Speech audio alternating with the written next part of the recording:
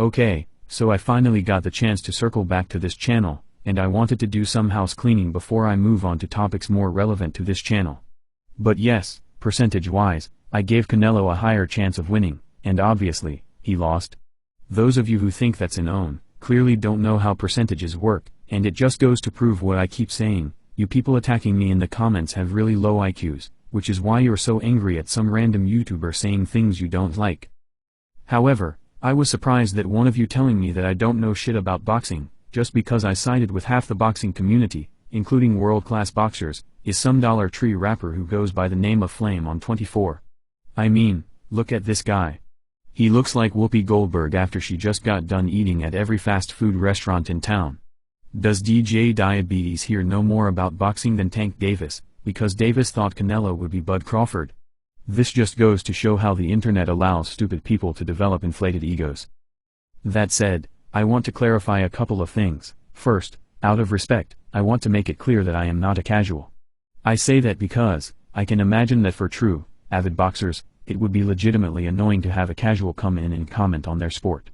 Boxing is the second combat sport, the first being wrestling, that I trained in with any real frequency.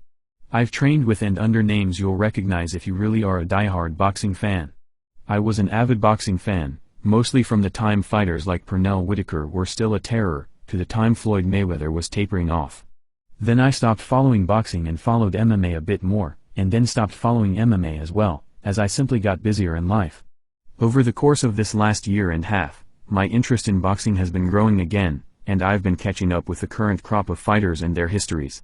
Of course, as a family and businessman, I don't have the time to plunge into the sport like I did 20 years ago. I hope that clarifies things. As far as the Crawford-Canelo fight, there is one major variable that I missed, which would have completely changed my prediction. The fight was signed in February 2025, and of course, this is when Bud Crawford began preparing for the fight. As we know, Bud and his team are meticulous and studied Canelo down to a T.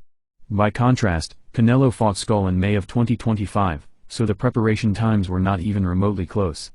Knowing this detail would have changed my prediction. Something else, as I've studied Bud Crawford, I've come to understand that his level of competitiveness is on another level.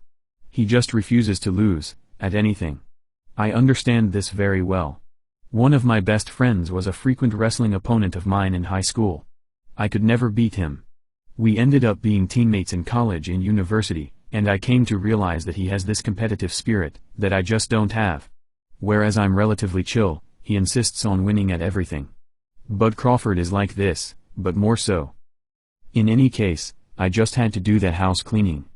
I can't promise I won't do more boxing videos, but I will try and focus on what this channel is intended for, foreign policy and outdoor survival and tactical stuff. So stay strong, boxing brothers. And Dollar Tree rapper, keep sporting that fake gold.